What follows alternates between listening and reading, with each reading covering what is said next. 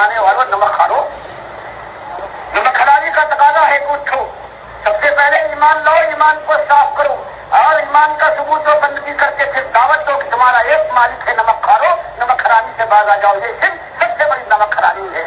پھر ٹھوکریں پڑیں گی, پھر پچھاڑ ہوگا, پھر دن رات زندگی تنگ کی جائے گی, حجت کے مقام آواز دیں گے, اور پھر بلاد ہاتھ میں لینا پڑے گا. اس کے بعد اللہ کا دین غالب ہوتا ہے, اس کے بعد اللہ کے بندوں کے ایمان کی قدر ہوتی ہے, پھر اللہ اس کو قبول کرتا ہے. اللہ وہ دن لائے